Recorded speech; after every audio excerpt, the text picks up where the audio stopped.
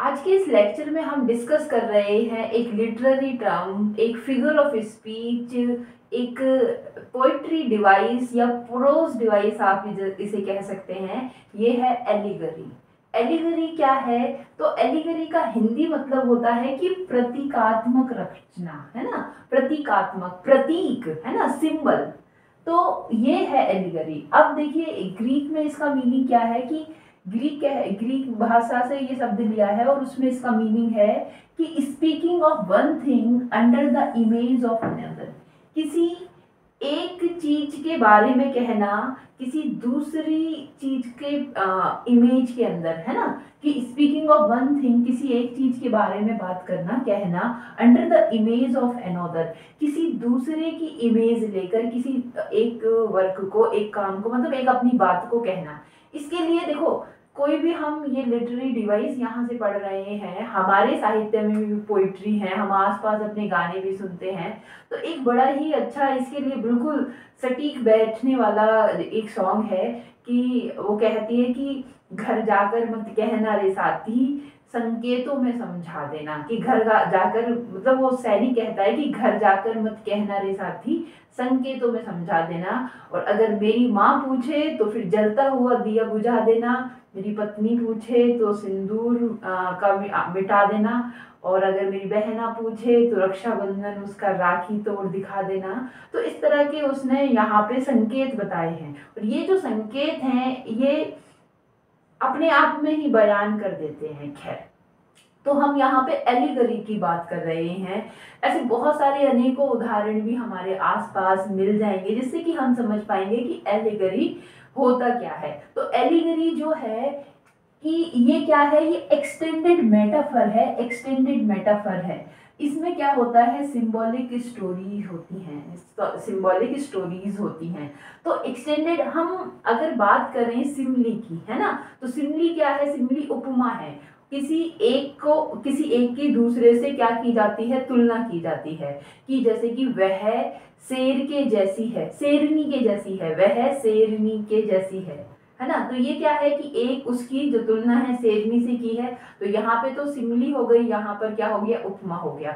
वहीं मेटाफर की बात करें तो मेटाफर क्या है, इम्प्लाइड सिमली है। मेटाफर क्या है, इम्प्लाइड सिमली है। यहाँ पर हम उसे ही वही मान लेते हैं, और इम्प्लाइड सिमली मेटाफर कहने का मतलब है कि रूपक है। तो जैसे कि उसको ऐसा ना कहे कि वह शेरनी के जैसी है, इस बात को ऐसे कह दो कि वह शेरनी है ना, वह शेरनी है। तो ये क्या हो जाएगा, ये मेटाफर हो जाएगा। मगर एलिगरी की बात करता है कि ये एक्सटेंडेड मेटाफर है। मेटाफर का भी एक बड़ा रूप है, एक्सटेंडेड मेटाफर है।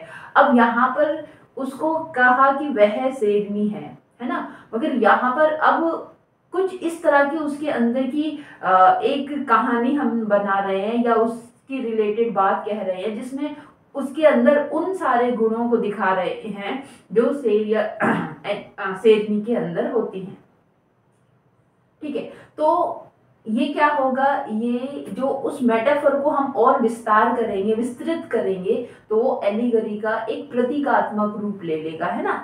तो वो एलिगरी है। और ये क्या है, एक सिंबॉलिक स्टोरी होती है। इसमें कहा कुछ जाता है और उसका मतलब कुछ और होता है, देखने में इसमें कुछ और। जैसे कि एक कहावत है कि हाथी के दांत खाने के और होते हैं और दिखाने के और होते हैं। हाथी के दांत दिखाने के कुछ और होते हैं, खाने के कुछ और होते हैं। और ये जो एलिगरी है ये उसका अपोजिट है। भाई हाथी के पास दो दो दांत है और दो अलग दांत है, तो वो दिखाने के लिए अलग दिखाता है, खाने के लिए अलग खाता है उन दांतों से। मगर इसमें तो एक ही दांत है, वो दिखाने का भी है, वो खाने का भी है। और उस एक ही दांत से जो हमारा जो राइटर है वो इस तरह की एक सिचुएशंस क्रिएट करता है, इस तरह से वो यूज करता है करेक्टर को, सिचुएशन को, लैंग्वेज को, जहां पर दो मीनिंग, दो अर्थ बड़ी आसानी से क्या हो जाते हैं, एक्सप्रेस हो जाते हैं। दो अर्थ बड़ी आसानी से उसमें से निकाले जा सकते हैं। ठीक है, तो ये हाथी का एक ही दांत है और इसी से खाया भी जाता है, इसी से दिखाया भी जाता है। कुछ जो है देखने वाले, समझने वाले, कुछ इसका एक है एपरेंट मीनिंग, दिखाने वाला मीनिंग इसका कुछ और होता है। जो दिखाने वाला मीनिंग होता है वो बड़ा ही लाइट, हल्का होता है, उसकी कोई वैल्यू नहीं होती। सिंपल होता है और ये समझ में भी आ जाता है, इंटरेस्टिंग भी होता है, मगर जो उसका छुपा हुआ मीनिंग है, जो उसका छुपा हुआ अर्थ है, वो बड़ा ही सीरियस होता है, गंभीर होता है, जटिल होता है, कॉम्प्लेक्स होता है और उसमें फिलॉसफी भी छुपी हुई होती है, उसमें फिलॉसफी भी छुपी हुई होती है। कहने का मतलब ये है कि ये जो एलिगरी है, तो एक जो देखने वाला, जो शब्दों से जो मीनिंग बयान हो रहा है वो बड़ा सिंपल होगा, है ना, और इंटरेस्टिंग भी होगा और समझने योग्य होगा, मगर उन्हीं लाइनों से, सेम उन्हीं वर्ड्सों से दूसरा एक और मीनिंग निकल सकता है। और वो मीनिंग कैसा होगा? वो मीनिंग बड़ा ही सीरियस होगा, कॉम्प्लेक्स होगा और फिलोसॉफिकल होगा। देखिए, अब हम अपने एक मूवमेंट 1857 की क्रांति को याद करें तो वहां पर, है ना, प्रतीक का यूज किया गया था। वहां पे अंग्रेजों ने जो है न्यूज पर सेंसर अपना लगा रखा था, वो तो न्यूज़पेपर वगैरह में तो अपनी बात नहीं छपवा सकते थे। तो लोगों ने क्या किया कि रोटी और कमल इन दोनों को प्रतीक बनाया और इन प्रतीकों के सहारे, इन रोटी और कमल, इन दो चीजों ने इस तरह का काम किया जैसे न्यूज में, जैसे कि आजकल रील्स, वायरल रील्स होती है ना, तो उस तरह से इन्होंने काम किया। जो यहाँ पर प्रतीक, जो कमल था वो शांति का प्रतीक था, है ना, और जबकि रोटी, वही रोटी तो पेट भूख बुझाने के लिए होती है, उसका प्रतीक था। तो इन दोनों को एक साथ देकर उन्होंने आंदोलन करने के लिए प्रेरित किया, है ना। तो इस तरह का वहां पे भी प्रतीक का यूज किया गया। प्रतीक का यूज बहुत किया जाता है। हम अपनी बात सीधे सीधे ना कह के एक बात दूसरी कहते हैं और उसके आधार पर एक और बात अपने आप ही उससे निकल आती है। देखिए, हमारी माइथोलॉजी में भी देख लीजिए, जिस तरह से यहाँ पर एवरी मैन की स्टोरी है ना, सबसे पुराना वर्क है और allegorical work early 16th century का हमें एवरी मैन मिलता है, जो कि क्या है, एक मॉरलिटी प्ले है, जो कि क्या है, एक मॉरलिटी प्ले है।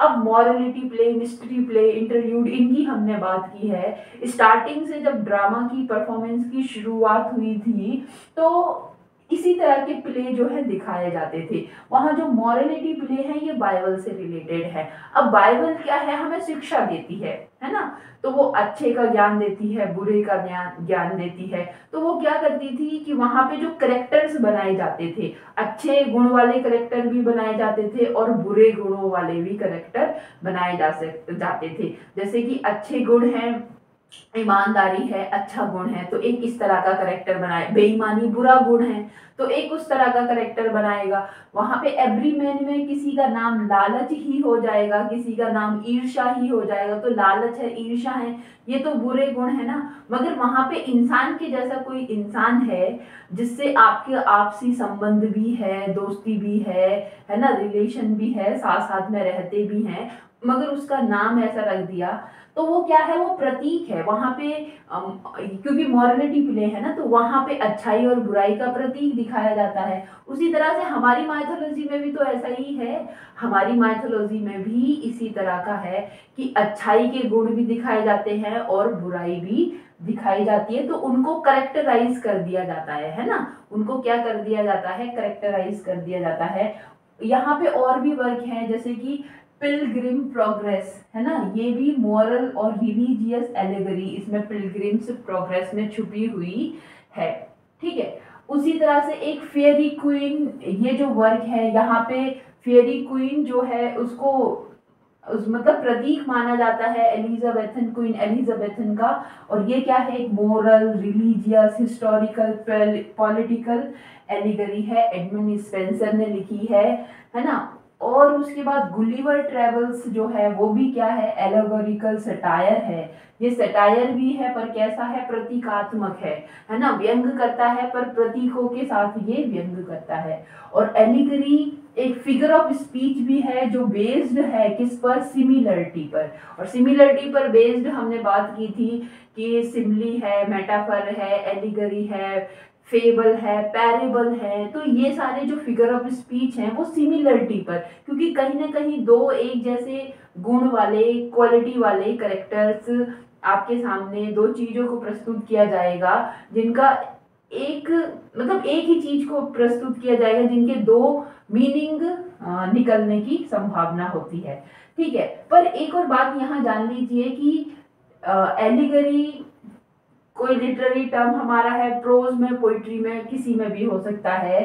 फिगर ऑफ स्पीच भी ये है, इसकी कोई डेफिनेट फॉर्म नहीं है कि भाई इतने स्टेंजा में लिखा जाएगा, इतनी बात कही जाएगी। ये कोई स्टोरी भी हो सकती है, एलिगोरिकल स्टोरी हो सकती है, पोएम हो सकती है, स्टेंजा हो सकता है, ये कोई नोवेल, इपिक, ड्रामा, कुछ भी हो सकता है। तो प्रतीकात्मक रचना है ये, प्रतीकों के सहारे, सिंबल्स के सहारे, है ना, अपनी बात कहने का।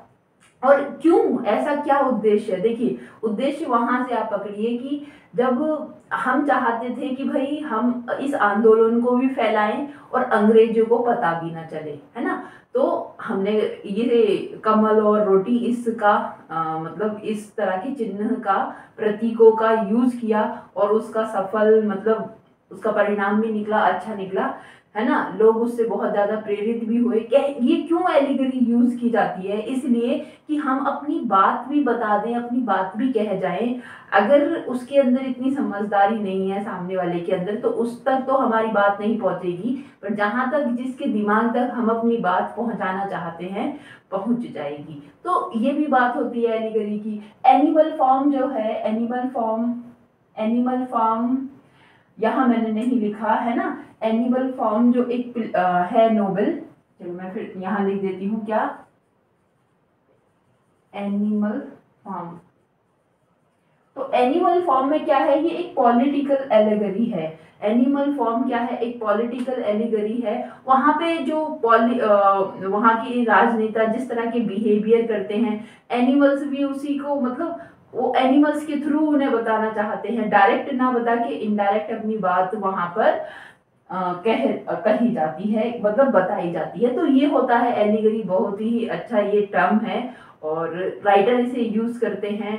और ये क्या है, ब्यूटी है किसकी, राइटिंग की। होप करती हूँ कि आपको समझ में आया होगा ये। लाइक शेयर सब्सक्राइब कर मुझे सपोर्ट करें। Thank you.